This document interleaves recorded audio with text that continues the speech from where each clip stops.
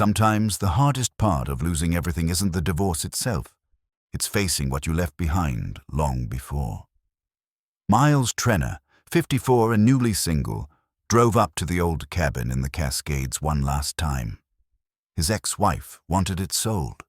He was ready to let it go. Just an old place from his 20s, full of dust and bad memories. But when he walked through that door, everything changed. There was a child's drawing on the wall that wasn't his son's. Notes hidden under the floorboards. A photograph of a woman with his eyes. Someone had lived there after he left. Someone who knew things about his past he'd buried for 30 years. What was hidden in that cabin?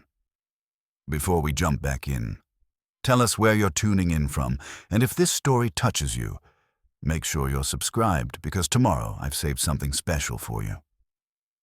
The drive from Seattle had taken 4 hours, but Miles Trenner felt like he'd traveled back 30 years. The highway gave way to state routes, then to gravel, then to nothing but ruts and memory.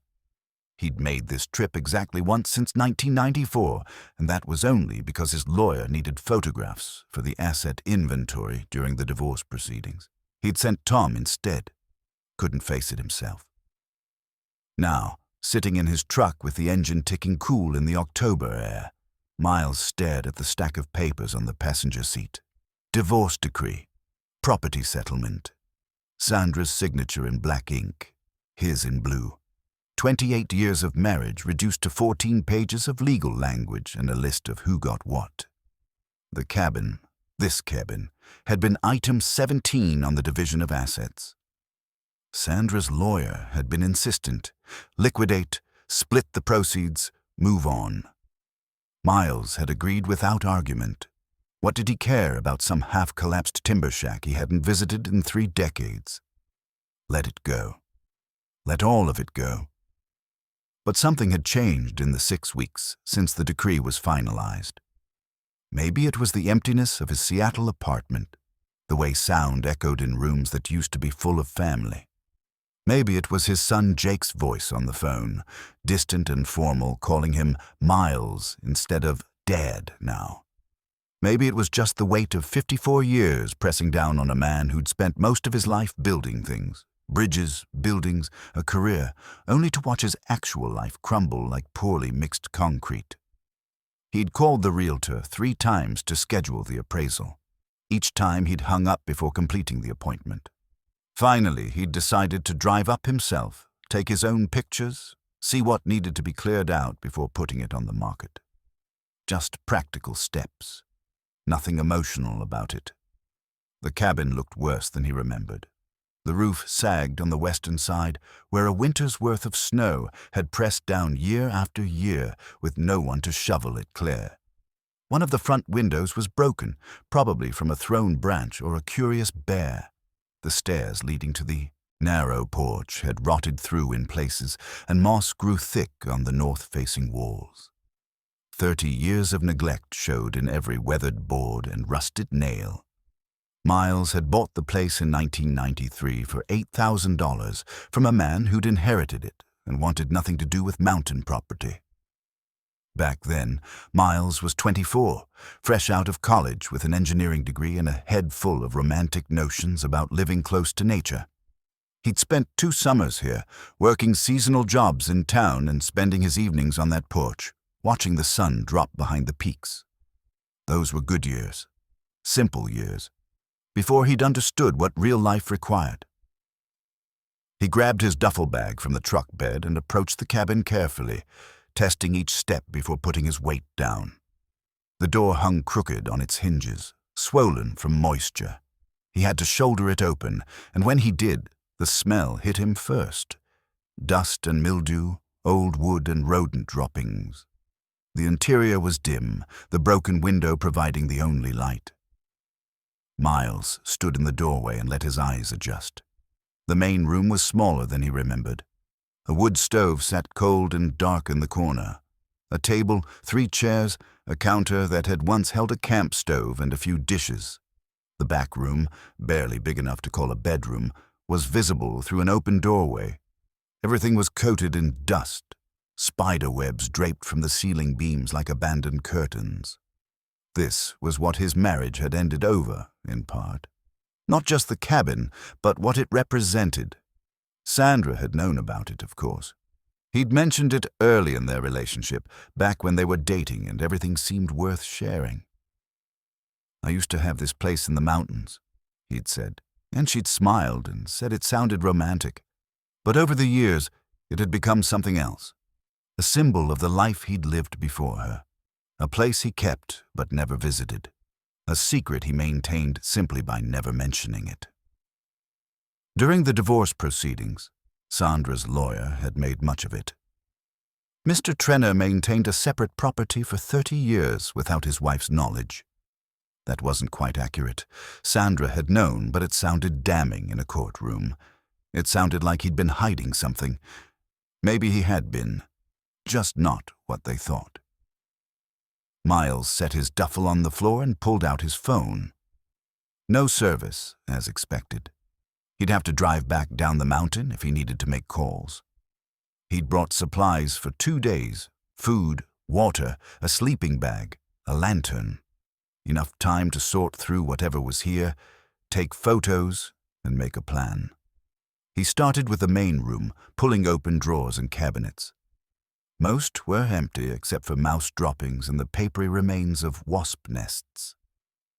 A few items remained: a dented pot, some plastic utensils, a coffee mug with a faded logo he didn't recognize. Nothing that spoke to him, nothing that mattered. The bedroom was worse. The mattress, his old mattress, the one he'd dragged up here in the bed of his first truck, was stained and torn. Something had made a nest in it. He'd need to haul all of this to the dump before any sale could happen. He made mental notes, cataloging the work ahead. It was easier to think practically, easier to focus on tasks than on the way his chest felt tight and his breathing felt shallow. His marriage to Sandra had been good for a long time. That was the truth. People didn't want to hear about divorces. It wasn't all bad. They'd met at a company mixer in 1996, 2 years after he'd left the cabin for the last time. She was an accountant for a competing firm, sharp and funny, and interested in him for reasons he'd never quite understood. They'd married within a year.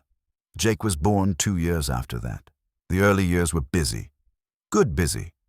Miles worked long hours on project sites, came home to a wife who'd made dinner, played with his son before bed. Standard stuff. The kind of life people built and called successful. He made good money. They bought a house in a neighborhood with good schools. Jake played soccer, took piano lessons, went to summer camp.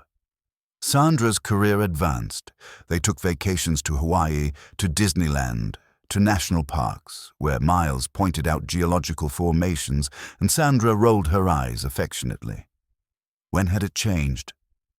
Miles couldn't point to a specific moment. Maybe there wasn't one. Maybe it was just entropy, the slow drift of two people who stopped paying attention. By the time Jake went to college, Miles and Sandra were more like pleasant roommates than partners. They were kind to each other. They didn't fight, but they didn't connect either. Separate bedrooms, separate lives, under the same roof.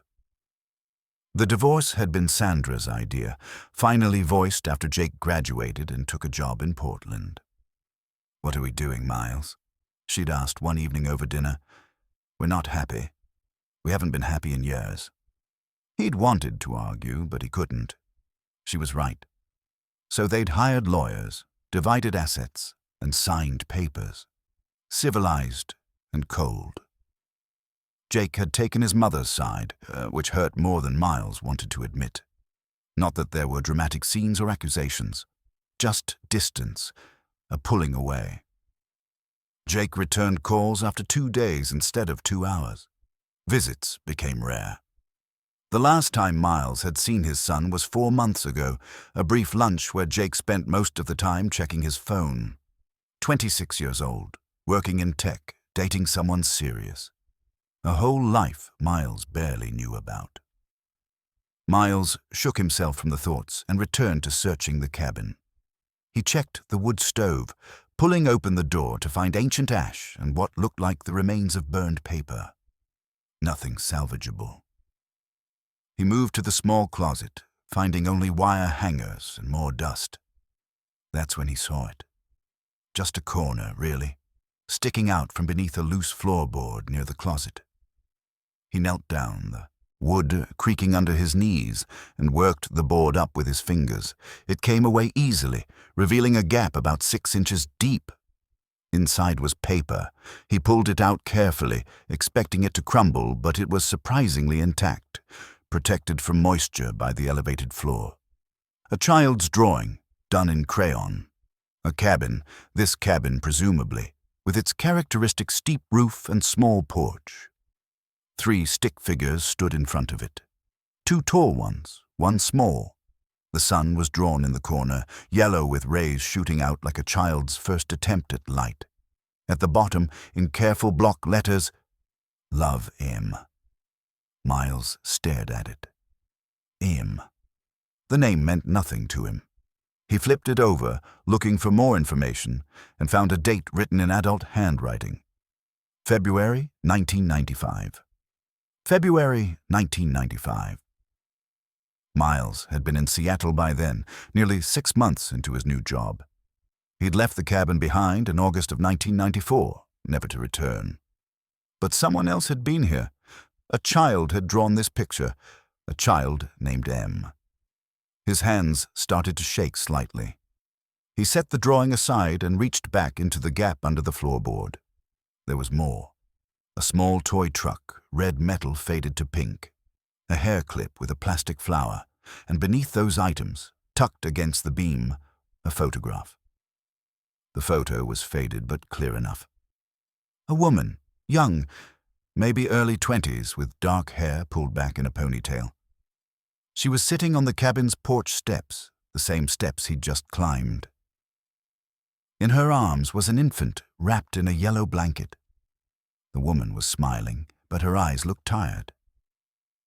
Miles turned the photo over, written in the same handwriting as the date on the drawing. Emily, 3 months old. Miles stood up too quickly, his vision swimming. He stumbled to the table and sat down hard on one of the chairs. The photo lay in front of him, the woman's face staring up at the ceiling. He picked it up again, brought it close to his face, studied it. And then he knew. Recognition came like a punch to the chest. Emma Cartwright. That was Emma. The summer of 1994. She'd been working at the diner in town, the one on the main road that served breakfast all day and closed at 2. He'd gone in for coffee and ended up staying for 3 hours, talking to her during her breaks. She was 22, living with roommates, saving money for community college. She had plans. Wanted to study nursing, wanted to move to Spokane or maybe Seattle. Somewhere with opportunity. They'd spent the whole summer together. She came up to the cabin on her days off. They hiked the trails, swam in the creek, sat on the porch and talked until the stars came out. It was easy and uncomplicated and perfect, and in the way things can only be when you're young and stupid enough to think summer lasts forever. But summer didn't last. In August, Miles got the call about the job in Seattle. Civil engineering position, good salary, benefits, the start of a real career. He'd told Emma he was taking it. She'd said she understood. They'd said they'd keep in touch. Standard lies people tell when they know something is ending but don't want to admit it. He'd left on a Tuesday morning, packed his truck, kissed Emma goodbye and drove away. He'd meant to call, really meant to, but the job was demanding and Seattle was overwhelming, and days became weeks, became months. Eventually, the guilt of not calling felt bigger than the act of calling itself, so he just didn't. He let it fade. Let her fade. Moved on with his life. And apparently, Emma had been pregnant. 3 months old in February meant the baby was born in November, 3 months after he left. The math was simple and damning. Miles looked at the drawing again. Love Em, not Emma. Em, short for Emily, his daughter. He had a daughter. Miles sat at the table for a long time holding the photograph. The light through the broken window shifted as afternoon moved toward evening. His mind raced through calculations and memories, trying to reconstruct a timeline he'd buried under 30 years of deliberate forgetting. He'd been careful that summer. They'd both been careful. But careful wasn't the same as perfect, and one night in late July, they'd let the moment carry them past caution. He remembered it clearly now, though he'd trained himself not to think about it for decades. The night was warm, windows open, the smell of pine drifting through the cabin. Emma had laughed at something he'd said, and then she'd stopped laughing and kissed him, and everything else had followed with an inevitability that felt like falling. 2 weeks later, he'd gotten the job offer. 2 weeks after that, he was gone. Miles set the photo down and went back to the loose floorboard. He pulled it up completely this time, revealing the full space underneath. There was more inside. Much more. A small bundle of letters tied with a rotting rubber band. He picked them up carefully and untied the band, which disintegrated at his touch. The letters were addressed to Emma Cartwright at this cabin's address. The return address showed someone named Margaret Cartwright in Spokane. The postmarks ranged from late 1995 through early 1997. All of them had been opened. Miles extracted the first letter from its envelope. The paper was thin, the handwriting cramped and hurried. "Emma, honey, your father and I are worried sick. Please call us. We can help you. You don't have to do this alone. That man isn't coming back, and you need to accept that and come home. The baby needs stability. You need help. Please, please call us. Love, Mom." Miles felt his stomach turn. He read another letter, this one dated 6 months later. "Emma, I drove up there last week, but you wouldn't open the door. I could hear Emily crying inside. This is no way to raise a child. No electricity half the time, no phone, barely any heat. What are you proving? He left you. He's not worth this. Come home. We'll figure it out.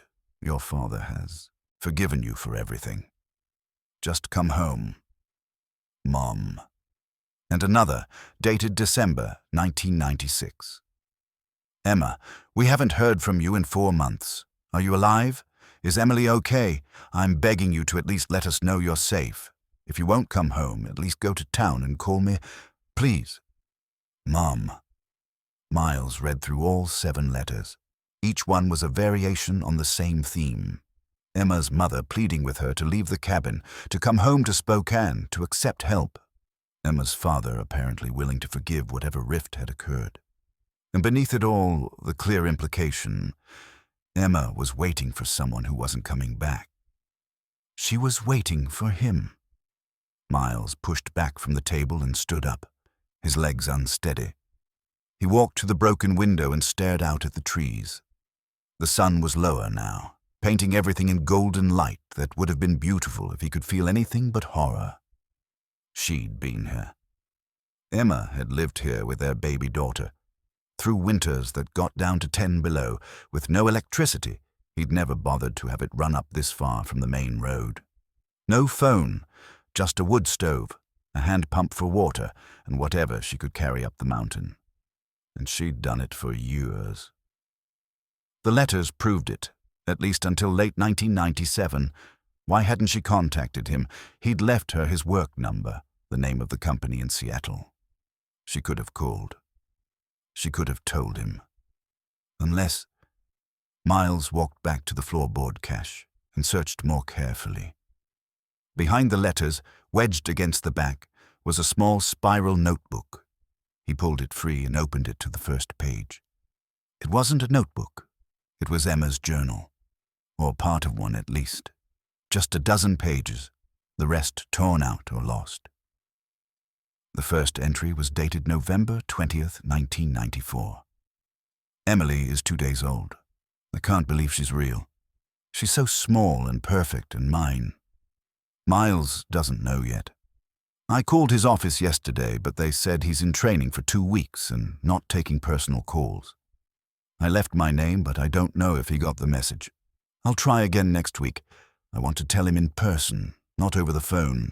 This is too important for a phone call." Miles closed his eyes. She'd called. She'd tried to reach him. He'd been in the new hire training, the mandatory 2-week intensive they did for all incoming engineers. Personal calls were screened. He'd never gotten a message from anyone named Emma. He flipped to the next entry, dated a month later. "Emily is getting bigger every day. She makes these little sounds that break my heart." I called Miles's office again. The receptionist said she'd leave a message. I gave her the diner's number since there's no phone here. Haven't heard back. Maybe he's on a project. Maybe he's just busy. I'll wait a little longer before I try again. Another entry, February 1995. 3 months old today. I took that picture on the porch. Wish Miles could see her. She has his eyes. I swear she does. Called again last week. This time they asked who I was and why I was calling. I said I was a friend from before. They said he's very busy and not available. I don't know what that means. Is he avoiding me? Did he get the messages and decide not to call back? I can't believe that. The Miles I knew wouldn't do that. May 1995. Emily is 6 months old. She's trying to sit up on her own. She smiles all the time. I haven't called in 2 months. What's the point? Either he doesn't know or he doesn't care, and I can't figure out which is worse. Mom wants me to come home, but I can't. Not yet. What if he comes back? What if he shows up here and we're gone? I need to give him more time. The final entry was dated December 1996. Emily turned 2 last month. She talks now, real words. She calls me Mama. She asks about Dada sometimes, and I don't know what to tell her. I saw Tom in town yesterday, Miles's friend from that summer. I asked about Miles. Tom looked uncomfortable. He said Miles is married now, living in Seattle, has a good job, a wife, a whole life. Married. He got married and never told me. I feel like such a fool. I waited for 2 years for a man who got married. What am I doing here? Mom is right. I need to leave. I need to start over. But where do I even begin? The journal ended there. Pages torn out, the rest of the story missing. But Miles could fill in enough. Emma had waited for him for years. Through his new job, his new relationship, his marriage to Sandra. She'd waited here in this cabin with their daughter, believing he might come back, hoping he'd want to know. And he'd never known. He'd moved on with his life, married someone else, started a family, built a career.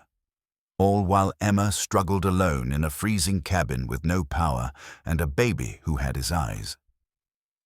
Miles sank back down to the floor, his back against the wall. The photograph stared up at him from where he'd left it on the table. Emma looked so young, so tired, so hopeful despite everything. Tom had known. That part burned in his chest. Tom, his supposed friend from those summer days, had seen Emma, had talked to her, had told her Miles was married, and then Tom had said nothing. All these years, Tom had kept quiet about running into Emma, about the baby, about all of it. Miles pulled out his phone. Still no service. He'd have to wait until he could drive down the mountain. But he would call Tom, he would demand answers, and then he would find Emma and tell her what? I'm sorry. That seemed laughably insufficient for what he'd done, for what he'd failed to do. He looked around the cabin with new eyes. This wasn't just his old place anymore. This was where his daughter had taken her first steps, where she'd learned to talk, where she'd called for a father who never came. The walls held more than dust and memory. They held an entire childhood he'd missed, a life that should have been partly his responsibility, but that Emma had carried alone. Miles gathered the letters, the journal, and the photograph carefully. He placed them in his duffel bag along with the drawing and the small toys. Evidence. Proof the remnants of a family he'd never known existed. As the sun set completely and the cabin fell into darkness, Miles lit his lantern and sat at the table. He couldn't sell this place. Not now. Not until he understood what had happened here. Not until he found Emma and Emily and made some kind of amends. The divorce papers sat on the table beside the lantern. Item 17, the cabin, highlighted in yellow marker. Sandra's lawyer had been so insistent on liquidation. Miles suddenly wondered if Sandra had known something, if somehow, in all those years, she'd discovered the truth about Emma and had been trying to erase the evidence. He pulled out a pen and wrote across the property settlement page. Buyer withdraws. Cabin to remain in possession of Miles Trenner. He'd deal with the legal consequences later. Right now, he had to find his daughter. Miles didn't sleep that night. He lay in his sleeping bag on the floor of the cabin, the mattress was beyond salvaging, and stared at the ceiling beams. Every creak of settling wood made him think of Emma moving around this space with an infant. Every whistle of wind through the broken window made him imagine winters when she had to keep the wood stove burning all night to keep Emily warm. At first light, he packed up quickly and drove down the mountain. His phone picked up signal about 3 miles from the highway, and it immediately buzzed with messages. 2 from his lawyer about the property settlement. 1 from Sandra, asking if he'd taken care of that cabin situation. He ignored them all and pulled over at a rest stop. Tom answered on the 4th ring. "Miles, it's 6 in the morning." "You knew." Miles's voice came out harder than he intended. "Emma, you saw her. You knew about the baby." Silence on the other end. Then, "Where are you?"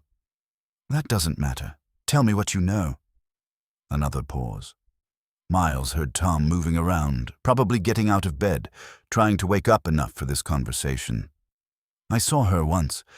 Maybe 96, maybe 97. I was up that way for a hiking trip and stopped at the diner in town. She was there with a little kid. A girl, maybe 2 years old." "Did you talk to her?" "Yeah." Tom's voice went quiet. "She asked about you. Asked if I'd heard from you, if I knew how you were doing. I told her you were in Seattle. Married. I thought that was kinder than... Kinder than what? Kinder than telling me I had a daughter. I didn't know it was your kid, Miles. She didn't say. I assumed she'd moved on, gotten married, had a baby with someone else. You'd been gone for years by then. What was I supposed to think?" Miles gripped the steering wheel hard enough that his knuckles went white. "You could have asked. You could have called me and said, 'Hey, remember Emma? I saw her. She has a kid.' Might want to check on that. And what would you have done? You were married to Sandra. You had Jake. You think you would have dropped everything to go investigate some girl from a summer fling? Be honest." The words hit Miles like a physical blow because Tom was right. If Tom had called in 1996, told him Emma was in town with a baby, Miles probably would have dismissed it, would have convinced himself it wasn't his problem. He'd been 2 years into his marriage, focused on his career, building a life that didn't include mountain cabins and youthful mistakes. "I need to find her," Miles said finally. "Emma, where did she go?" "I don't know. I only saw her that once. She looked..." Tom paused. "She looked tired, Miles. Worn down, like life was beating her up pretty good. The kid seemed okay, though. Clean, fed, happy. Emma was taking care of her." "Do you remember anything else? Anything she said?" "Just that she asked about you. And when I told her you were married, she got this look on her face, like I'd confirmed something she'd been afraid of. She thanked me and left. Didn't finish her coffee. Just took the kid and walked out." Miles closed his eyes. He could picture it. Emma's face falling, her hope finally dying. Taking Emily by the hand and walking away from the last thread connecting her to the life she'd been waiting for. "I'm sorry," Tom said quietly. "I should have told you. Even if I wasn't sure about the kid, I should have said something. I thought it would complicate things, cause problems in your marriage. My marriage is over anyway. I heard. Sandra's sister mentioned it at a barbecue last summer. I thought about calling you then, but I didn't know what to say. Do you know anyone else who might have seen Emma? Anyone who might know where she went? Try Ruth, the woman who lives about 2 miles down from your cabin, the one with all the bird feeders. She's been there forever, knows everybody's business. Miles thanked him and ended the call. He sat in his truck for another few minutes, processing.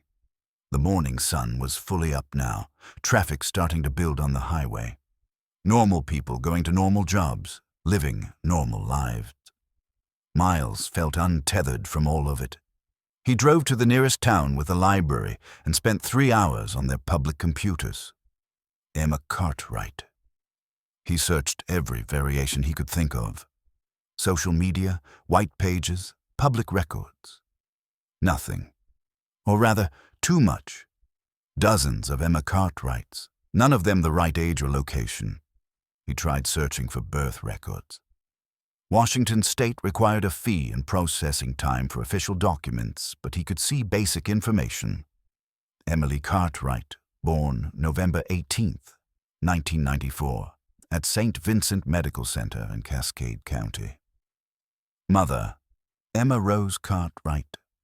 Father, blank. Seeing it in official type made it real in a way the journal and letters hadn't. His daughter existed in government databases, had a social security number, had been born in a hospital 20 miles from the cabin, and he'd known nothing about any of it. Miles printed the record and folded it carefully into his wallet. Then he searched for Emma's parents, Margaret and Robert Cartwright in Spokane. The white pages showed an address, but the phone number was disconnected. He wrote down the address anyway. By noon, he was back on the road, heading deeper into the mountains toward Ruth's place. He remembered her vaguely from the summer of '94. An older woman, maybe in her 60s then, who lived year-round in a small house with a view of the valley. She'd been kind to him, had brought him fresh eggs once when his truck broke down and he was stuck at the cabin for a week waiting for parts. Her house looked the same. The bird feeders Tom had mentioned were everywhere, hanging from trees, mounted on posts, a dozen different varieties. Ruth was in her yard, filling one of them, when Miles pulled up. She turned at the sound of his truck and shaded her eyes against the sun. Miles Trenner? She set down the bag of seed and walked toward him. Lord, I haven't seen you in 30 years. Thought you were dead or in prison. Just absent, Miles said. Can I talk to you? Ruth studied him for a moment, then nodded. Come inside. I'll make coffee. Her kitchen was exactly what Miles expected, bright and clean with lace curtains and a collection of ceramic chickens on the windowsill. She poured coffee into mismatched mugs and sat down across from him at a small table. You're here about Emma, Ruth said. It wasn't a question. Miles nodded. You knew her? Knew her? Child, I watched that girl struggle for 3 years. Came up here with a baby and nothing else. Lived in your cabin through winters that would kill a grown man, much less a young woman with an infant. I took her food when I could, drove her to town for supplies. She was too proud to ask for help, but she'd accept it if you didn't make a fuss. Why didn't anyone? Miles stopped. What was he asking? Why didn't anyone force Emma to leave? Take the baby? Call social services? Why did she stay? Ruth looked at him with eyes that had seen too much to be fooled by anything. You really don't know. She was waiting for you, Miles. She thought you'd come back. Thought you'd want to know about your daughter. She waited until she couldn't wait anymore. I didn't know, Miles said, and his voice cracked. I didn't know she was pregnant. I didn't know about Emily. I would have... He stopped. Would have what? Come back. Walked away from the job. The new life. He didn't know what he would have done, and that uncertainty felt like cowardice. Ruth reached across and patted his hand. The not knowing doesn't erase the harm, son, but it might make the next part easier. The next part? Finding them, Ruth said. Finding out what happened after Emma left. Because I'm guessing that's why you're here. Miles nodded. Ruth stood up and walked to a drawer. She pulled out an old address book, flipped through pages, and wrote something on a piece of paper. This is the last place I knew Emma was headed. Portland, Oregon. She told me she had a cousin there who might help her get on her feet. That was late 1997. I don't know if she made it, but it's a start. Miles took the paper. Portland. It was something, more than he'd had an hour ago. Thank you, he said. Don't thank me yet, Ruth replied. You might not like what you find. Miles drove to Portland that same day. The address Ruth had given him was in southeast Portland, a neighborhood of older houses and tree-lined streets. The cousin's name was Patricia Hammond. Ruth had written it down along with a warning. Haven't heard from her in years. No idea if she's still there.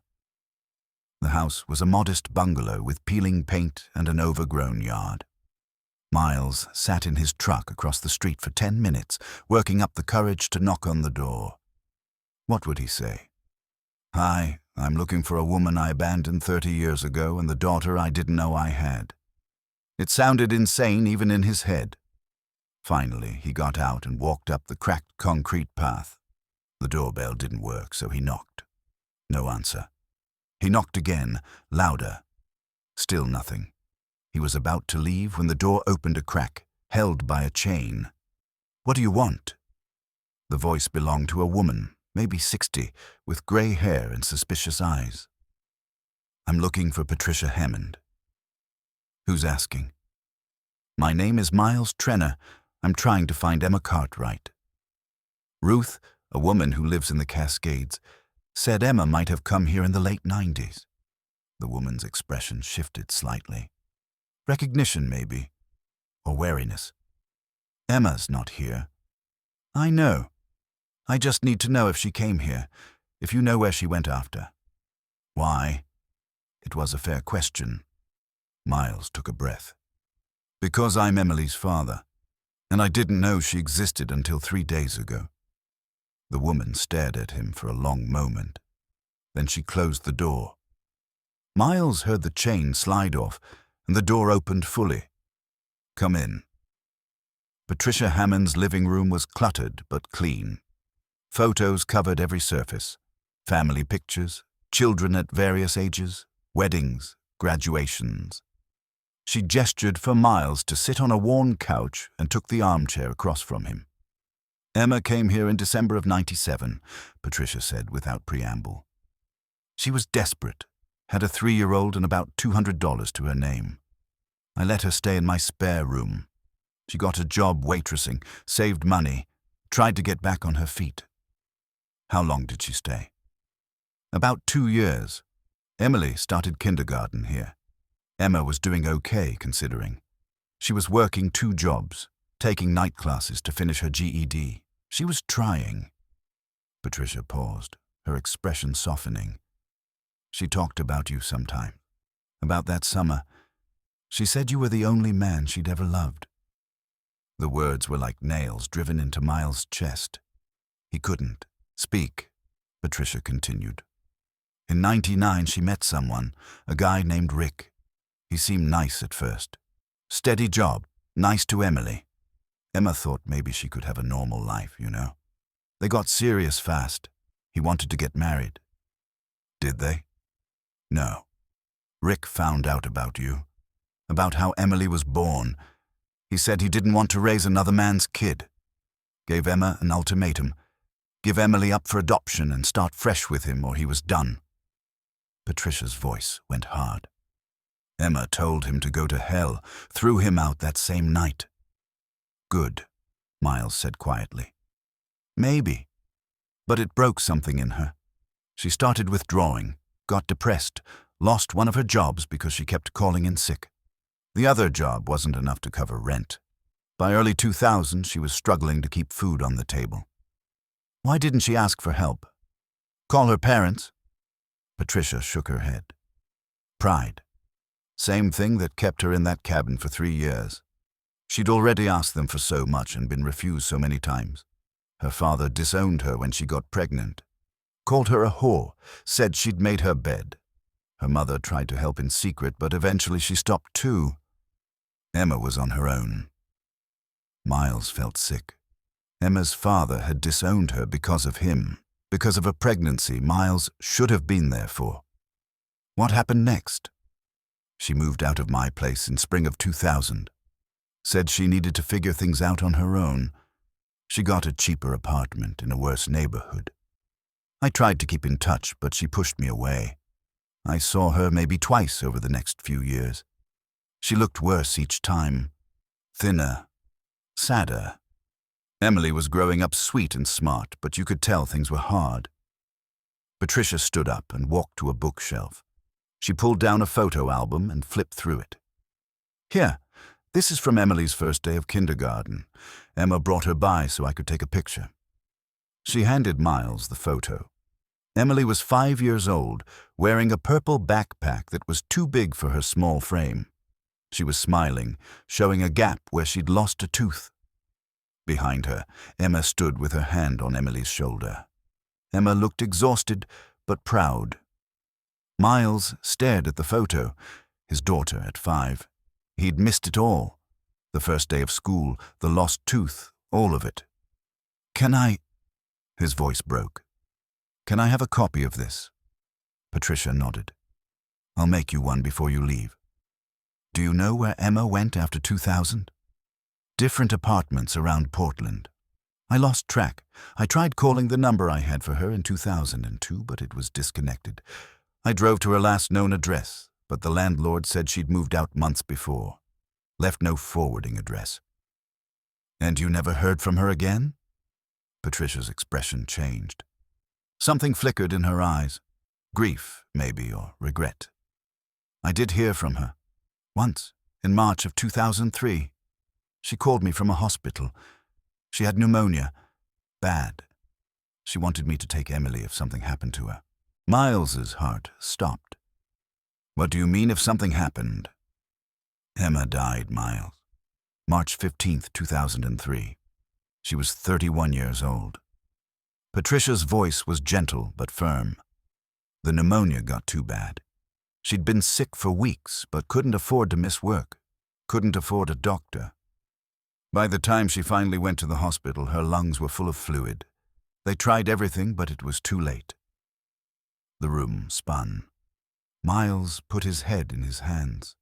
No, that can't. I'm sorry. I know this isn't what you wanted to hear. What happened to Emily? The question came out strangled. I couldn't take her. I was dealing with my own health issues, barely keeping my house. I couldn't care for a child. Emma didn't have any other family who would step up. Emily went into foster care. She was 8 years old. 8 years old. The same age Jake had been when Miles had taken him to Disneyland, when life had been simple and good and full of promise. And Emily had been entering the foster system, alone, orphaned because her mother had died caring for her without any help. Do you know what happened to her after that? Where she went? Patricia shook her head. Foster care records are sealed. I tried to check on her a few times, but they wouldn't tell me anything. I wasn't family. I've wondered for 20 years what became of that little girl. Miles stood up abruptly. I need to find her. Emily. She's 30 now. She's out there somewhere, and she deserves to know. He stopped. Know what? That her father existed? That he'd been alive and well the whole time her mother struggled and died? She deserves to know someone cares. Patricia finished for him. Even if it's 22 years too late. Miles took the address of the hospital where Emma had died. He took the name of the foster care agency that had taken Emily. He took a copy of the kindergarten photo, which Patricia printed from her computer. And then he left, driving aimlessly through Portland streets, not seeing anything. Emma was dead. Had been dead for 21 years. He would never get to tell her he was sorry. Would never get to explain that he hadn't known. Would never get to make anything right. But Emily was alive. Somewhere. and he would find her. Miles checked into a cheap motel in Portland and spent the next week researching. He visited the county records office, filled out forms, paid fees, and waited. He called the foster care agency and was told, politely but firmly, that they couldn't provide any information about former clients without a court order. He asked what it would take to get a court order and was told he'd need to prove familial connection and demonstrate legitimate need for the information. In other words, he needed a lawyer. He called his divorce attorney, who referred him to someone who specialized in family law. The consultation was depressing. "Mr. Trenner, I need to be honest with you," the lawyer said. She was younger than Miles expected. Maybe 40, with kind eyes behind wire-rimmed glasses. Establishing paternity retroactively after 30 years is complicated, especially when the mother is deceased and the child is now an adult.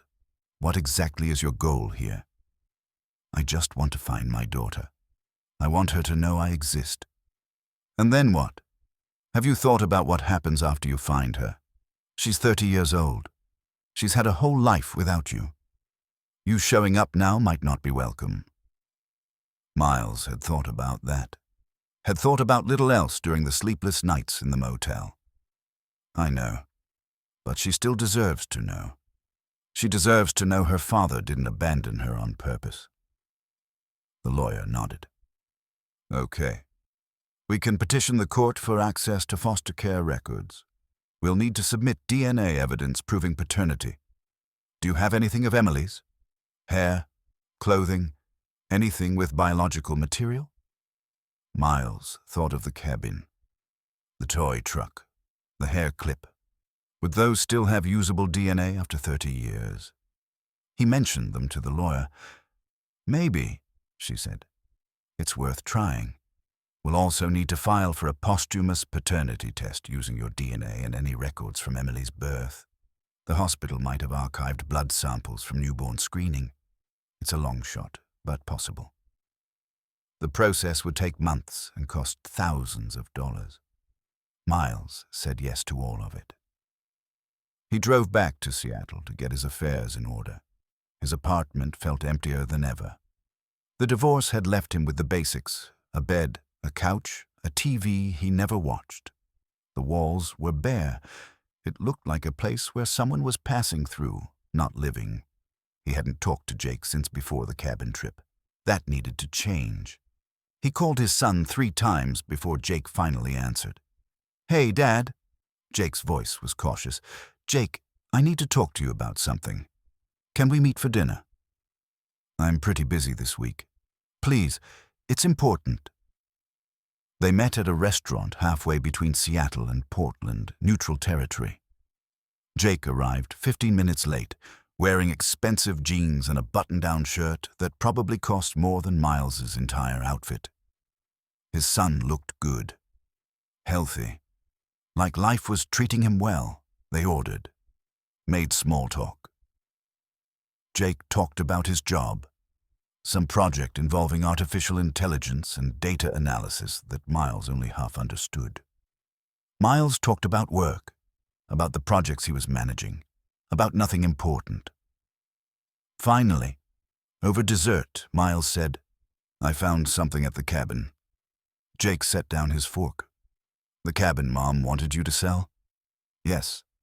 I found evidence that someone lived there after I left in 1994. A woman I knew that summer. She had a baby, a daughter." Jake's expression didn't change. "Okay?" "The baby was mine, Jake. You have a half-sister." Now Jake's face shifted. Surprise, confusion, something harder to read. "You have another kid?" I do, but I didn't know. I just found out 2 weeks ago." "How do you not know you have a kid for 30 years? It was the question Miles had been asking himself. "Her mother never told me. She tried, but I'd already moved to Seattle.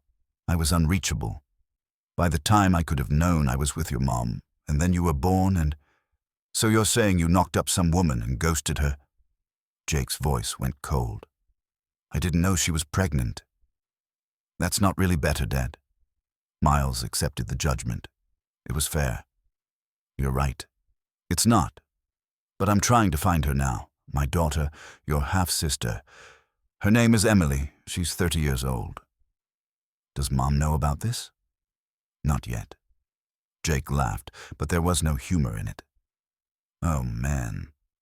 This is going to kill her. You know that, right? She already thinks you wasted 30 years of her life. Now she's going to find out you had a whole other family you never mentioned. It wasn't a family. It was a mistake. One summer... Stop! Jake held up his hand. I don't want to hear about your summer fling. I want to know why you're telling me this. Because Emily is your sister. Because if I find her, I think you should meet her. Why would I want to do that? The question hung in the air. Miles didn't have a good answer. Because family matters. Because blood means something. Neither felt true in the face of Jake's anger. Because she's been alone her whole life, Miles said finally. Her mother died when she was 8. She grew up in foster care. She didn't have anyone. If you won't meet her for me or for her, then meet her because you know what it's like to have a parent check out. I've been checked out of your life for years. Don't do the same thing to her. Jake looked at him for a long time. You're not checked out of my life, Dad. You're just... He stopped. Started again.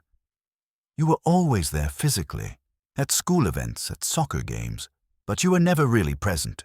You were always thinking about work or about whatever was going on in your head. Mom and I, we were just things in your life, not the reason for it. The words struck deep because they were true. Miles had been present but not engaged. He'd gone through the motions of fatherhood without really inhabiting it. And now Jake, his son, the child he'd raised, felt like a stranger. I'm sorry, Miles said. For what? For checking out on Mom and me. For having a secret kid. For finally caring about something when it's too late to matter. For all of it. Jake pushed his chair back. I need to go. Jake, I'll think about the sister thing, but I'm not promising anything. And Dad, he paused at the table. Maybe you should ask yourself why you care so much about finding this daughter you never met, when you couldn't be bothered to really know the son you raised. He left. Miles sat alone at the table, staring at the check. The waitress came by, saw his face, and quietly took the bill away. I'll give you a minute, she said. Miles sat there for an hour. He thought about Jake's words. Thought about Emily somewhere in the world, not knowing he existed. Thought about Emma in that cabin, waiting for someone who would never come. He thought about all the ways a man could fail without ever meaning to. When he finally left, the night was cold and clear. Stars visible despite the city lights. Miles stood in the parking lot and looked up at them the way he used to on the cabin porch in the summer of '94, back when everything still felt possible. Back when he'd been young and stupid enough to think that love and intention were enough. He'd been wrong then.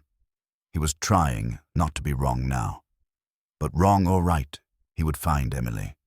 He owed Emma that much, at least. The legal process moved slowly.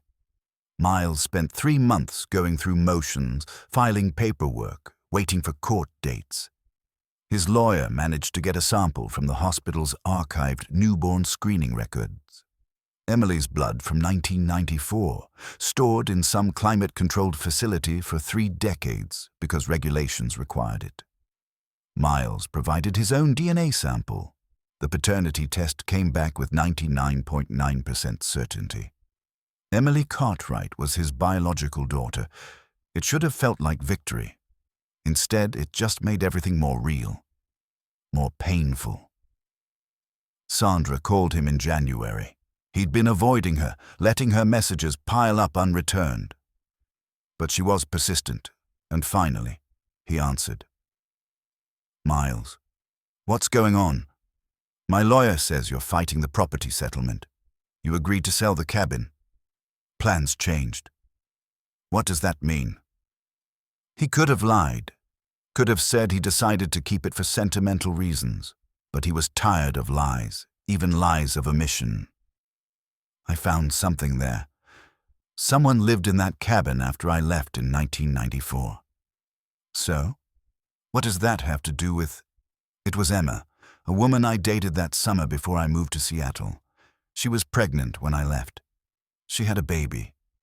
My baby. She lived in the cabin for 3 years, waiting for me to come back. Silence on the other end. Then, "You're joking." "I'm not.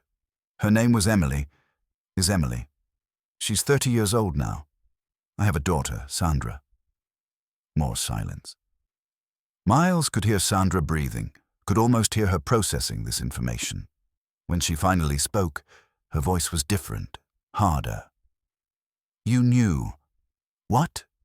"No, I just told you, not now, back then. You knew something about that cabin. That's why you never went there. Why you never wanted to talk about it. Why you kept it but never visited it. You knew something was there you didn't want to face." "I didn't know about Emily." "But you knew about Emma. You knew you'd left someone behind and you never checked on her. Never followed up. You just ran away and built a nice safe life with me instead." Miles wanted to argue, but he couldn't. Sandra was right. He'd known he left Emma abruptly. Known it was callous and wrong. He'd felt guilty about it for months after, arriving in Seattle. But he'd buried that guilt, covered it with work and new relationships and the busyness of building a life. Eventually, he'd convinced himself it didn't matter, that Emma had moved on, found someone else, lived a happy life. "I'm sorry," he said. "For what?" "For lying to me for 30 years, for using me as an escape from your own guilt, for wasting my life while you played at being a family man when you couldn't even..."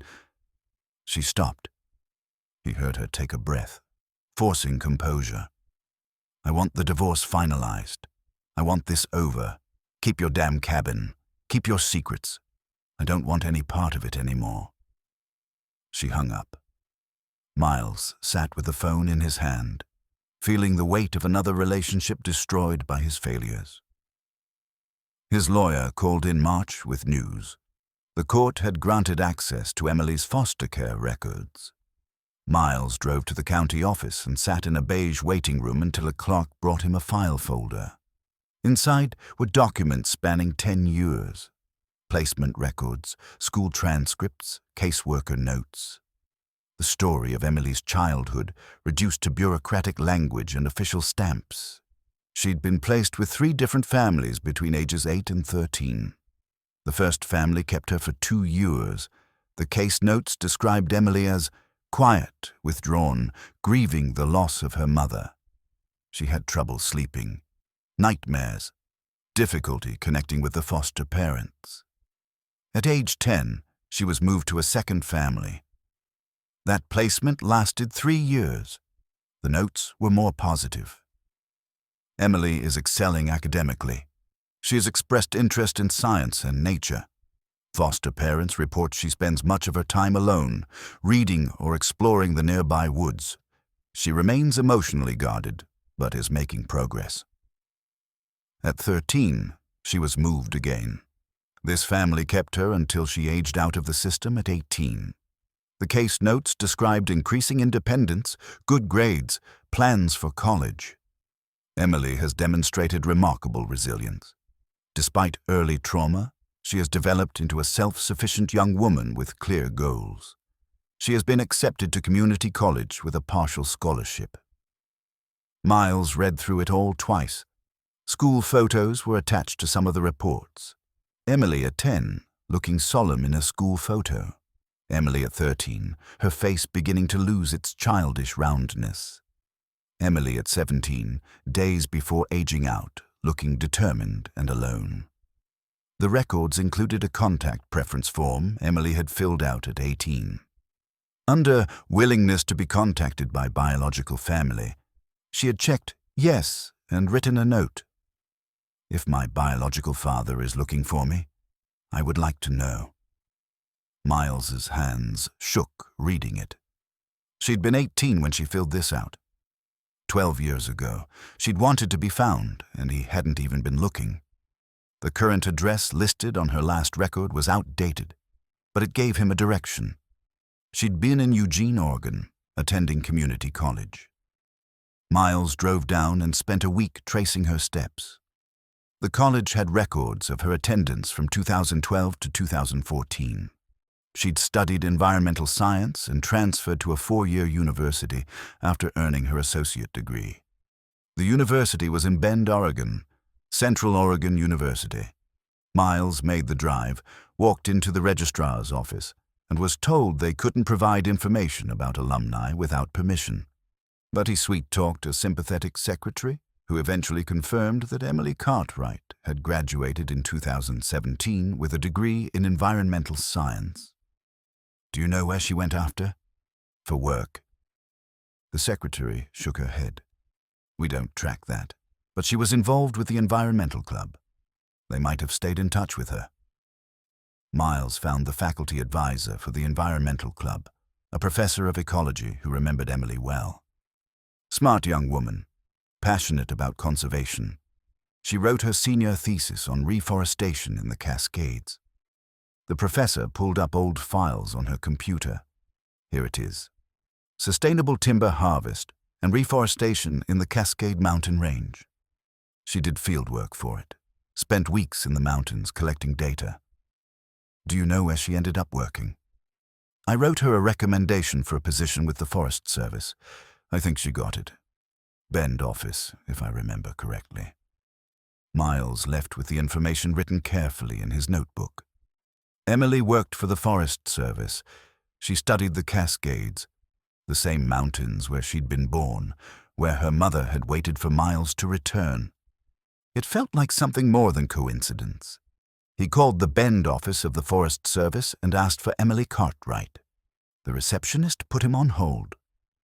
Miles's heart pounded. This was it. After 4 months of searching, he was about to hear his daughter's voice. But when the receptionist came back, she said, I'm sorry, Emily doesn't work in this office anymore. She transferred to field research last year. She's stationed in remote locations most of the time. Would you like to leave a message? Miles left his name and number, asking Emily to call him when she could. Tell her it's important, he added, then immediately regretted it. What if that scared her? What if she thought something was wrong? He spent the next 2 weeks checking his phone constantly. No call came. He left another message, then another. Nothing. Finally, he decided to try a different approach. If Emily worked in forest research in the Cascades, there were only so many places she could be stationed. He made a list of ranger stations and field research sites, and then he started visiting them, one by one, asking if anyone knew Emily Cartwright. At the 5th station, a ranger looked up from his desk and said, Sure, I know Emily. She's up at the Blue Ridge Research Site, but she's not easy to reach. She's up there for weeks at a time studying old growth, forest regeneration. Can you tell me how to get there? The ranger gave him directions to a trailhead. It's a 12-mile hike. The research station is remote. If you're not in good shape, don't try it. Miles was 54 and out of shape, but he didn't care. He bought proper hiking boots and a decent backpack. He studied the map, and 3 days later, he started up the trail toward Blue Ridge, toward his daughter. The hike took Miles 6 hours. The trail was steep and his legs weren't ready for it. He had to stop every half-mile to catch his breath, his chest heaving, sweat soaking through his shirt despite the cool spring air. Other hikers passed him, younger people with proper gear and confident strides. He felt every one of his 54 years in his knees and lungs, but he kept going. The trail wound through old-growth forest, Douglas fir and western red cedar towering overhead. The same kind of trees Emma had lived among in the cabin. The same kind of trees Emily now studied for a living. His daughter had grown up to love the mountains that had sheltered her as an infant. Miles wondered if she remembered any of it. The cabin, the isolation, her mother's struggle. or if those first 3 years had been wiped clean by time and trauma. The research station appeared suddenly around a bend, a cluster of temporary structures. A cabin slightly larger than Miles's old place, a few storage sheds, scientific equipment covered with tarps. Solar panels on the cabin roof, a weather station recording data. The place looked well-maintained but temporary, designed to leave minimal impact. Miles stood at the edge of the clearing, suddenly terrified. He'd come all this way, but now that he was here, he didn't know what to do. Just walk up and knock on the door? Announce himself. "Hi, Emily, I'm your father." It sounded absurd. Before he could decide, the cabin door opened. A woman stepped out, wearing work clothes and hiking boots, carrying a clipboard. She was tall, taller than Emma had been. Dark hair pulled back in a practical ponytail. She looked to be in her 30s, fit and capable, moving with the ease of someone comfortable in the wilderness. She looked up and saw him. Stopped. They stared at each other across the clearing. Miles knew immediately. It was the eyes. Emma's eyes, but also his own. The shape of her face, the line of her jaw. She looked like a female version of Jake. How had he never considered that? His 2 children, from different mothers, 30 years apart, but carrying the same genetic markers. "Can I help you?" Her voice was cautious. People didn't usually just appear at remote research stations. Miles tried to speak, but his throat closed. He swallowed hard and tried again. "I'm looking for Emily Cartwright." "That's me. Who are you?" "My name is Miles Trenner." He watched her face, looking for recognition. There was none. "I knew your mother, Emma." Now Emily's expression changed. Not recognition, but wariness. Her grip tightened on the clipboard. "My mother died 21 years ago. I know, I'm sorry. I just learned about it a few months ago. What do you want?" It was a fair question. What did he want? Forgiveness? Absolution? A relationship with a daughter who didn't know him and had no reason to trust him?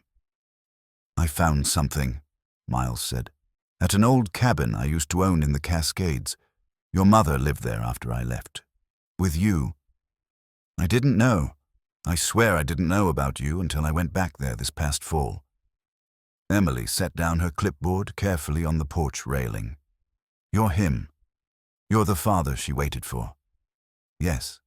"The one who never came back." "Yes."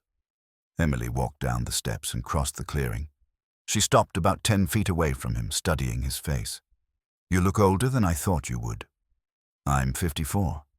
Mom was 31 when she died. You're already 23 years older than she ever got to be." The observation was like a knife. Miles nodded. "I'm sorry." "For what, specifically? For leaving her?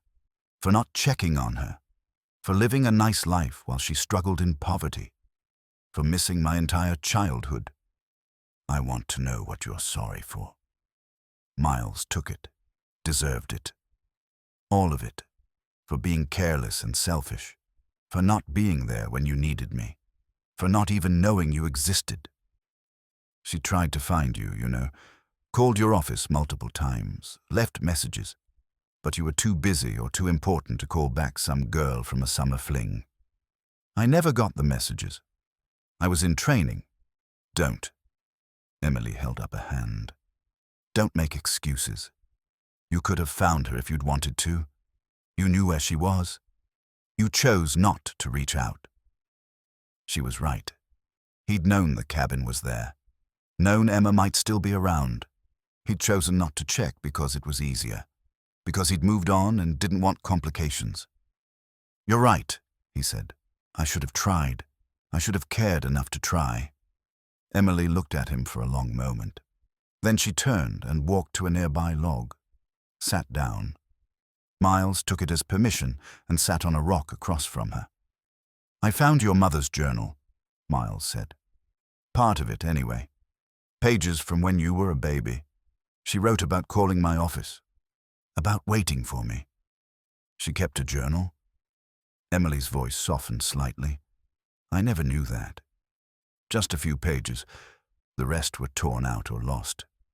But what was there? Miles pulled the copied pages from his backpack.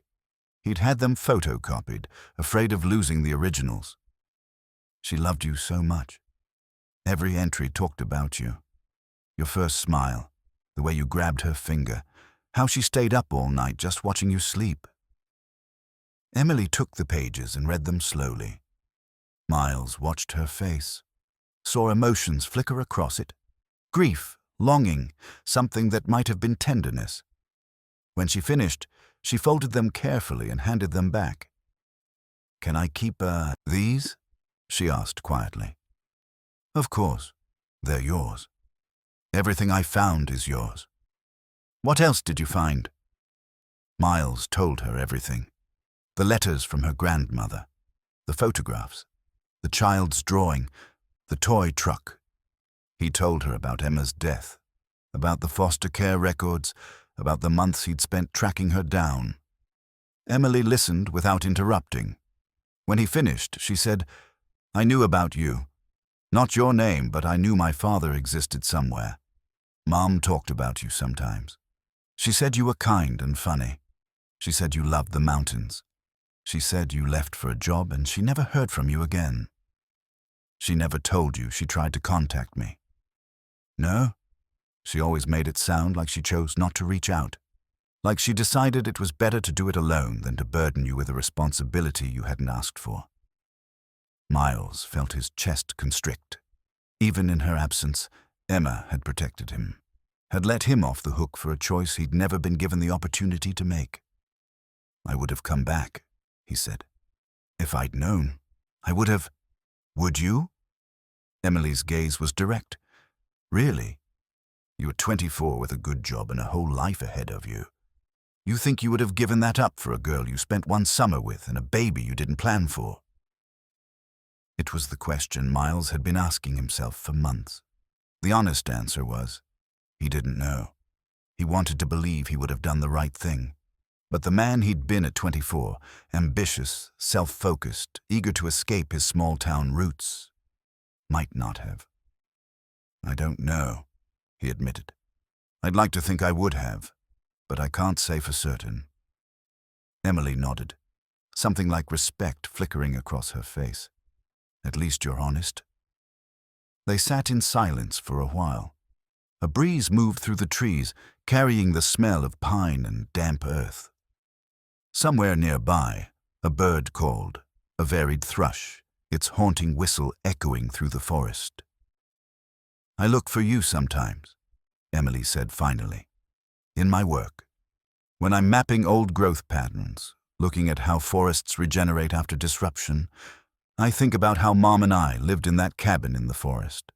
How we were like, I don't know, like a pioneer species, growing in a place that wasn't meant to sustain us, but somehow managing anyway. She was strong. She was. Stronger than she should have had to be." Emily stood up. "I need to finish my field work before dark. There's a small bunk room in the cabin. You can stay the night if you want. We can talk more tomorrow." "I'd like that." "I'm not promising anything," Emily said. "I don't know what you want from this, but I'm willing to hear you out." "That's more than I deserve." "Probably." She picked up her clipboard and started toward the far edge of the clearing where markers indicated research plots. Then she paused and turned back. "Miles." "Yes?" "Thank you for looking for me. A lot of people wouldn't have bothered." She walked away before he could respond. Miles sat on the rock and watched her move through the forest, taking measurements, recording data, living the life Emma had hoped for her. A life in the mountains, among the trees, doing work that mattered. Emma would have been proud. Miles allowed himself to feel that, even though he'd had no part in making it happen. His daughter had become someone remarkable despite his absence, not because of anything he'd done.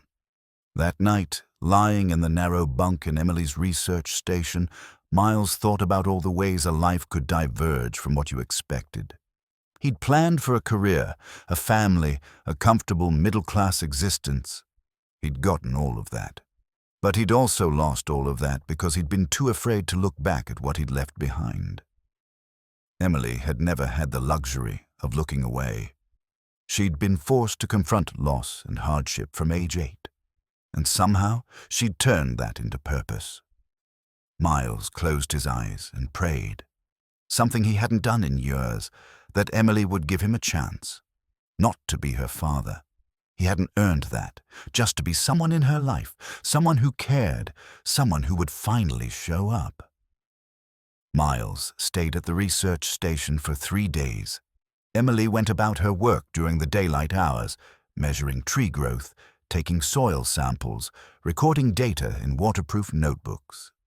Miles watched from a distance, not wanting to intrude, but present if she needed him. In the evenings, they sat on the cabin porch and talked. The first night, Emily asked about his life. Miles told her about his career, his marriage, his son Jake. He didn't sugarcoat anything. He described the divorce, the way his relationship with Jake had fractured, the emptiness he'd been feeling even before he found the cabin. "Sounds like you built exactly the life you were supposed to build," Emily said. "Job, wife, kid, house. The American dream." It was, until it wasn't. "Do you regret it?" Miles considered the question. "I regret how I got there. I regret leaving your mother. I regret not knowing about you. But Jake, I don't regret Jake. He's a good person. Better than I've been." "Does he know about me?" "Yes. I told him a few months ago. He didn't take it well. I wouldn't either if I were him. Finding out my dad had a secret daughter he never mentioned. That's got to mess with your head." He said I was never really present in his life, that I was physically there but emotionally checked out. Miles paused. He was right. Emily pulled her knees up to her chest, wrapping her arms around them. "I used to imagine what my father was like. Different versions depending on what Mom told me. Sometimes I thought you were a hero. Other times I thought you were just another deadbeat who ran away. Turns out you were neither. Just a guy who made choices and lived with them. That's generous. It's realistic. I spent too many years angry at ghosts. At my mom for dying. At my dad for never existing. At foster parents who tried their best but couldn't love me the way I needed. At some point, you have to let go of the anger or it consumes you." "How did you do it?" "Let go?" Emily looked out at the darkening forest. "Therapy. A lot of therapy. And work. I found purpose in understanding forests, how they grow, how they recover from damage. There's something comforting about studying systems that are bigger than individual human drama. Your mother would be proud of you." "Maybe. I don't know if she'd understand the work I do, but I think she'd be glad I'm okay." The second night, Emily asked about the cabin. Miles described it in detail, the layout, the broken windows, the way light came through the trees in the morning. He told her about finding the floorboard cache, reading Emma's letters and journal. "I want to see it," Emily said. "The cabin. I don't remember much about living there, just fragments. The smell of wood smoke. My mom singing while she cooked. Being cold all the time. It's not in good shape. I don't care. It's where I started. I need to see it. Then we'll go, whenever you're ready." Emily nodded. "My field session ends next week. We could go then, if you're still around. I'll be here." On the third morning, Miles hiked back down to the trailhead and drove to town to get cell service. He had messages waiting, one from his lawyer about finalizing the divorce, 2 from Sandra's lawyer demanding responses, and 1 from Jake. "Dad, it's me. I've been thinking about what you said, about Emily. I think I want to meet her, if she's willing. Call me back." Miles called immediately. Jake answered on the first ring. "Hey, Dad. You want to meet her?" "Yeah, I mean, she's my sister, right? Half-sister, whatever. I can't just pretend she doesn't exist. She's at a research station in the mountains." No cell service, but she's coming down next week. We're going to visit the cabin together. Jake was quiet for a moment. Can I come? To the cabin. Miles hadn't expected that. Are you sure? No, but I think I should. This whole thing, you finding her, the cabin, Mom being pregnant, it's part of our family history. I need to see it. Okay, yes, I'll set it up. After hanging up, Miles sat in his truck and let himself feel something like hope. Maybe this could be fixed. Maybe Jake and Emily meeting would create something good out of all the pain. Maybe a family could be built even from broken pieces. He drove back to the research station and found Emily processing samples in her makeshift lab. My son wants to meet you, Miles said without preamble. Jake, he's 26. He wants to come to the cabin with us. Emily looked up from her microscope. Why? Because you're his sister. Because he needs to understand where he comes from, just like you do. Does he know I grew up in foster care while he grew up with 2 parents and a nice house? Yes, I told him everything. Emily set down her slides carefully. I don't want his pity. I don't think it's pity. I think it's curiosity and maybe guilt. He's processing this the same way you are. I'm not sure I want to meet him. It's one thing to talk to you. You're a stranger. But a brother, that's family. Real family. I don't know if I can handle that. Miles understood. He'd spent months building up to this moment, but Emily had only had a few days. She was entitled to her hesitation. Think about it, he said. You don't have to decide now. That night, Emily barely spoke during dinner. She ate quickly and excused herself, saying she needed to finish data entry. Miles gave her space, sitting on the porch alone as darkness fell. Around 9, Emily came out and sat beside him. Tell me about Jake, she said. What's he like? Miles thought about how to describe his son. Smart, quiet. He works with computers, does something with artificial intelligence that I don't fully understand. He's good at keeping people at a distance. Probably learned that from me. Is he married? Kids? Dating someone seriously. No kids yet. Does he look like you? More like his mother. But he has my build, my mannerisms. When he's thinking hard about something, he does this thing with his hand. Miles demonstrated, rubbing his thumb against his fingers. I do the same thing. Emily smiled slightly. Mom used to do something similar. She'd twist her hair when she was worried. Do you do that? Sometimes, when I'm not thinking about it. She paused. Okay. Tell Jake he can come to the cabin. But I'm not promising we'll be best friends or have some heartwarming sibling reunion. I just want to see the place and maybe understand where I came from. That's all anyone's asking for. The week passed quickly. Emily finished her field work and packed up her samples to send back to the main office. Miles helped where he could, carrying equipment, organizing supplies. They fell into an easy rhythm, not quite familial, but comfortable. On the drive to the cabin, Emily was quiet. Miles wanted to fill the silence, but forced himself not to. She needed to process this her own way. They stopped at Ruth's house first. The old woman came out immediately, her face lighting up when she saw Emily. Lord have mercy, is that little Em? Emma's baby. Emily got out of the truck slowly. You remember me? Remember you? Child, I watched you learn to walk on that porch. I brought you and your mama food every week for 3 years. Come here and give me a hug. Emily hesitated, then stepped forward. Ruth pulled her into a tight embrace, and Miles saw Emily's shoulders shake slightly. When they separated, both women had tears in their eyes. Your mama loved you more than life itself, Ruth said, holding Emily's face in her weathered hands. Don't you ever doubt that. She did everything she could to give you a good life. I know, Emily whispered. and you turned out beautiful, strong, just like her. They visited for an hour, Ruth telling stories about Emma and Emily's early years. Some of the stories made Emily laugh, others made her cry. Miles sat quietly, listening, grateful that Ruth could give his daughter these memories. Finally, they continued up to the cabin. Jake was already there, standing beside his car in the clearing. He looked nervous, his hands in his pockets, shifting his weight from foot to foot. Miles made introductions. "Emily, this is Jake. Jake, meet Emily."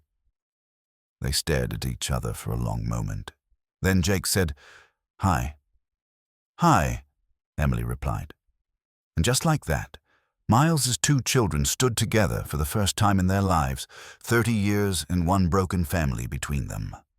The cabin loomed behind them, holding all its secrets, all its history. Miles looked at his children and thought about Emma, about how she deserved better, about how these two deserved better, about how maybe finally they could all start to build something worth keeping. "Should we go inside?" Miles asked. Emily nodded. "Yeah, let's see where it all began." The cabin door stuck the same way it had 6 months ago. Miles had to put his shoulder into it, wood scraping against wood.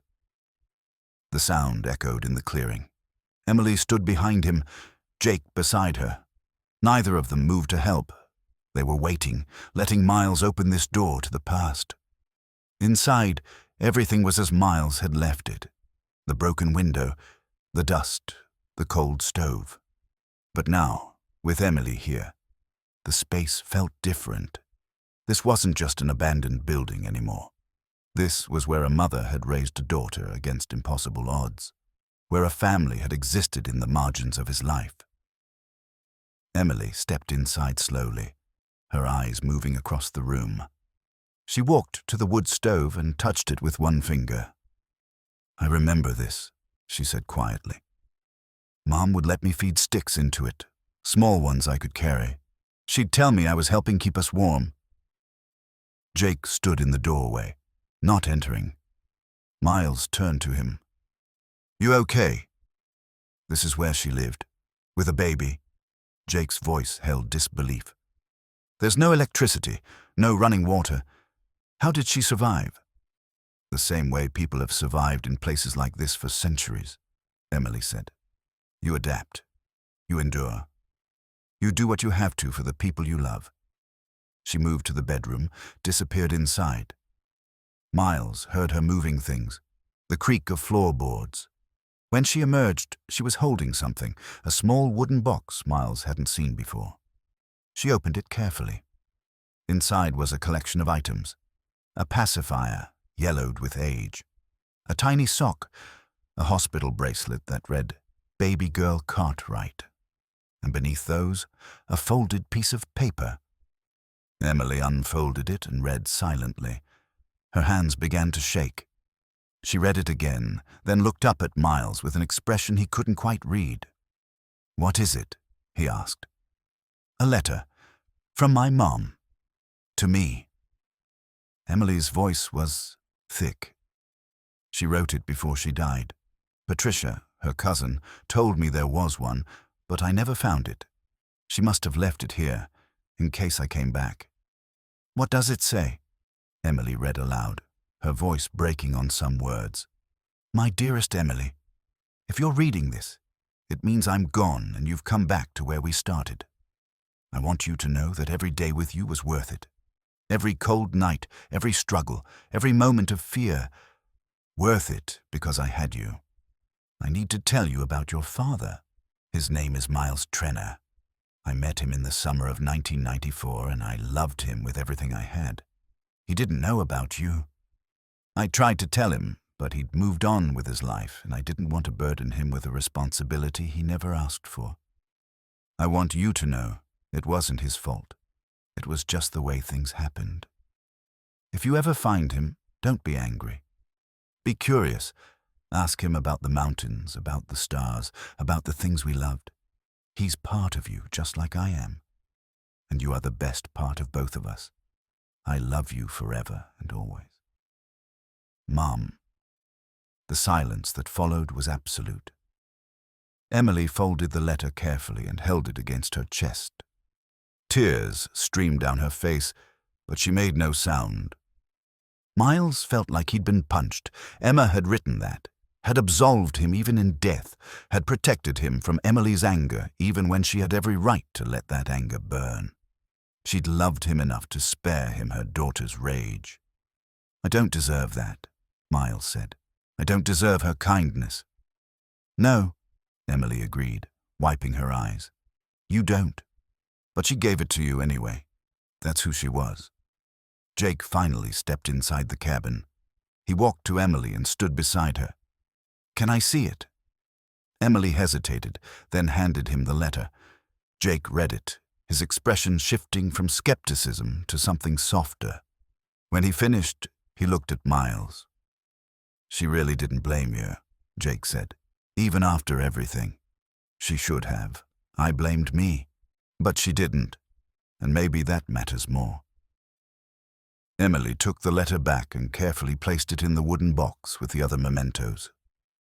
I need a minute, alone. Miles and Jake stepped outside, giving her space. They stood on the porch, neither speaking.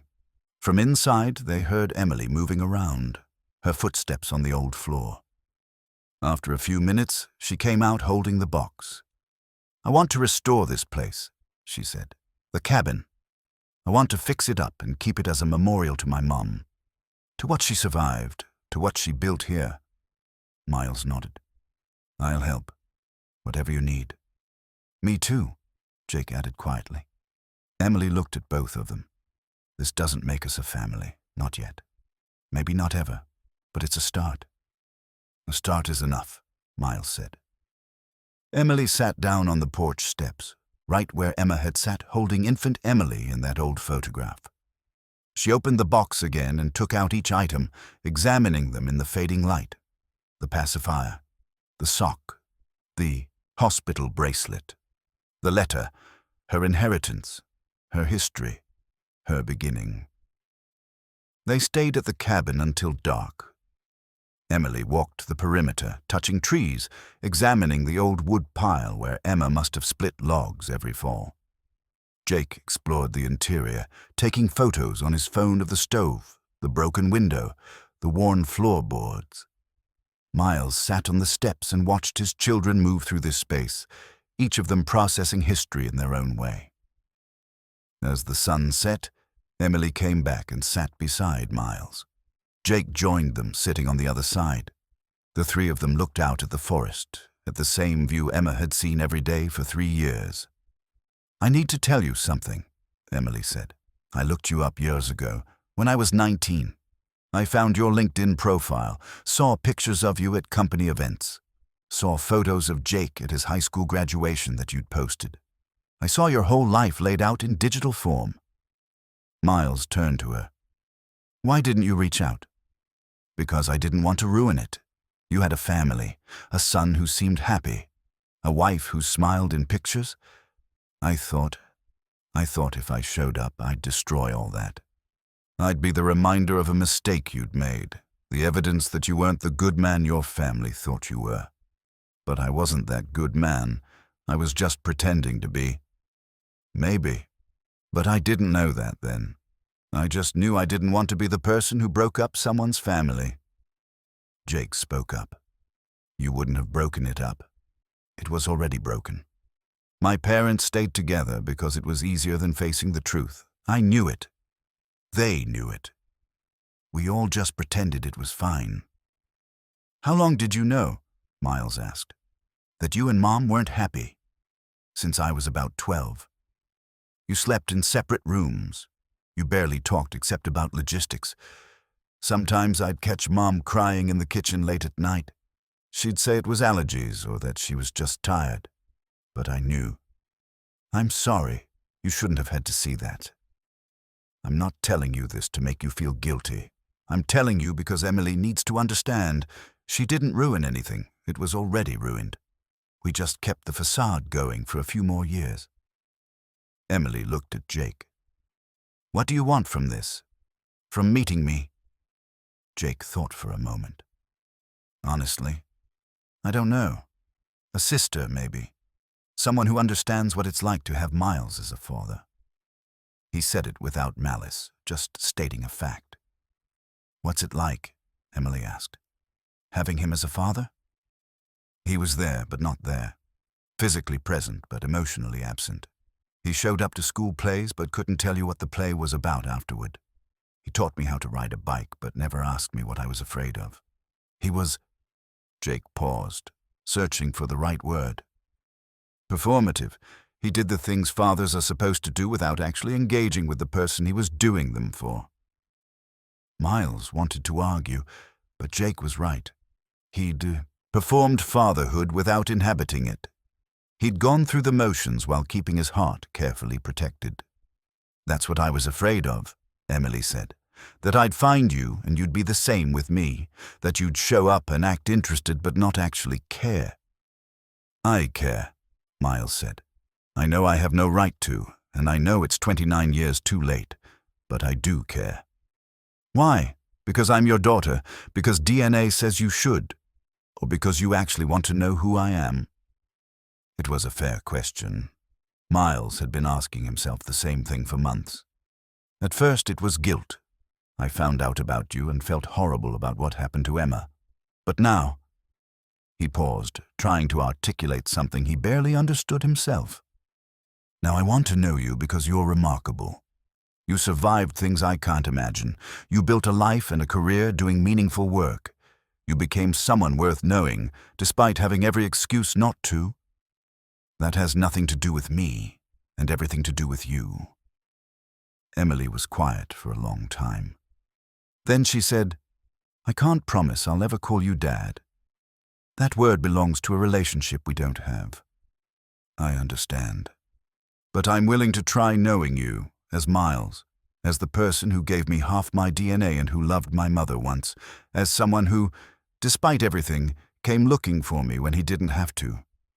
"That's more than enough." Jake cleared his throat. "And me? Are you willing to try knowing me as a brother?" Emily turned to him. "I don't know yet, but I'm here. That's something." "It is," Jake agreed. The three of them sat in silence as darkness fell completely. The forest sounds grew louder. Crickets, an owl calling in the distance, the rustle of some small animal moving through underbrush. The same sounds Emma had heard, the same peace she'd found here, despite the hardship. Miles thought about the old cabin key Emily had mentioned, the one Emma had kept all those years. A key to a place that was never really locked, waiting for someone who might never return. Emma had believed in possibility long after reason said she should give up. Maybe that's what they were doing now. Believing in possibility. Building something from ruins. 3 people connected by blood and loss, and the choices of someone who was no longer here to see what came of it all. 6 months later, Miles stood on the newly repaired porch of the cabin and watched the sunrise paint the mountains gold. The roof no longer sagged. The windows were whole. The stairs were solid under his feet. The cabin would never be luxurious, but it was weather-tight and functional, a place that could shelter someone again if needed. Emily had insisted on doing most of the work herself, though Miles and Jake had helped when they could. She'd replaced rotted boards, installed new windows, patched the roof.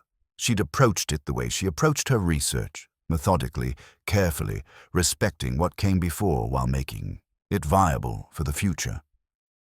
The door opened behind him. Emily stepped out with 2 mugs of coffee. She'd driven up yesterday evening for the dedication ceremony they'd planned. Jake would arrive this afternoon. Ruth had promised to bring a cake. "I can't believe it's done," Emily said, handing Miles a mug. "You did most of it. We did it. Together." She looked out at the view. Mom would like this. Knowing the cabin is standing again. Knowing it's being taken care of. Miles nodded. They'd installed a small plaque beside the door. Emma's place, in memory of a mother who survived everything to give her daughter a chance. Emily had cried when she first saw it. Miles had too. "Have you decided what you'll do with it?" Miles asked. "Use it as a field station sometimes. Let other researchers stay here when they need a base camp. Keep it in the family." She glanced at him. "If that's okay with you, it's still technically your property. It's your home. It always was. The deed will be in your name by the end of the month." Emily's eyes widened slightly. "Miles, you don't have to." "I do. This place belongs to you and to Emma's memory, not to me." They drank their coffee in comfortable silence. Over the past 6 months, they'd developed an understanding. Emily didn't call him Dad, probably never would, but she called him when something interesting happened at work. She sent him photos of trees she thought he'd appreciate. She came to dinner once a month at his apartment in Seattle. It wasn't a traditional father-daughter relationship. It was something quieter, more careful, built on honesty rather than obligation. Miles treasured it more than anything he'd ever had. Jake's relationship with Emily had developed differently. They'd discovered a shared sense of humor, a similar way of viewing the world. They texted regularly, met for coffee when Emily came to the city. Jake had even visited her at one of her research sites, spending a weekend hiking and talking about life. They were becoming siblings in the truest sense. Ruth arrived around noon with a chocolate cake and a casserole that she insisted they heat up for lunch. She hugged Emily tight and looked around at the restored cabin with tears in her eyes. "Emma would be so proud," Ruth said, "of this place, of you, of everything you've become." Jake arrived an hour later. He'd brought his girlfriend, Sarah, a quiet woman with kind eyes who worked as a teacher. Miles had met her once before and liked her immediately. She shook Emily's hand and said, "Jake talks about you all the time. It's nice to finally meet the famous sister." They spent the afternoon at the cabin. Ruth told stories about Emma, filling in gaps that Emily had never known. Jake and Sarah explored the woods, taking pictures. Miles sat on the porch and watched it all, feeling something he hadn't felt in years: contentment. As evening approached, they gathered for the dedication. Emily had prepared a few words, but when the moment came, she struggled to speak. Finally, she just said, "My mom lived here and loved here and waited here. This cabin held her hope even when everything else was falling apart. I want it to keep standing as a reminder that love doesn't quit, even when people do." They cut the cake. Ruth told one more story about Emma teaching toddler Emily to identify bird calls. Jake raised his coffee mug and said, "To Emma, and to second chances." They all echoed, "To Emma." As the sun set, Emily found Miles at the edge of the clearing. She stood beside him and said, "Thank you for looking for me, for not giving up when it got complicated, for being honest even when the truth made you look bad. Thank you for giving me a chance, for letting me be part of your life, even in this small way." Emily pulled something from her pocket. The old cabin key, the one Emma had kept all those years. "I want you to have this. Not as ownership or anything symbolic like that. Just, you should have it. Part of the history." Miles took the key, feeling its weight. "I'll keep it safe." "I know you will." They walked back to the cabin together. Inside, Ruth was packing up the leftover food. Jake and Sarah were washing dishes, laughing about something. It looked like a family gathering. It felt like home. That night, after everyone had left, Miles sat alone on the porch one more time. He thought about Emma, about how she'd waited in this exact spot for him to return. He thought about Emily, about the strength it had taken to survive and forgive. He thought about Jake, about the son he'd failed, but who'd given him another chance anyway. He pulled out his phone and opened a new note. "Today I learned that some doors stay open, even after 30 years. He typed. "I learned that love doesn't quit, even when people do. I learned that family isn't just blood or obligation. It's showing up. It's trying. It's being honest when honesty is hard." I learned that I can't undo the past, but I can honor it by being present now. For Emily, for Jake, for the memory of a woman who deserved better than I gave her. He saved the note and stood up. The forest was dark now, stars visible through the breaks in the trees. Miles locked the cabin door with the old key and walked to his truck. As he drove down the mountain, he looked in his rear-view mirror one last time. The cabin stood solid against the night sky, windows glowing faintly from the solar lights Emily had installed. Sometimes the hardest part of losing everything isn't the loss itself. It's learning to live with what you find when you finally look back at what you left behind. Miles had looked back, and somehow, impossibly, he'd found a way forward.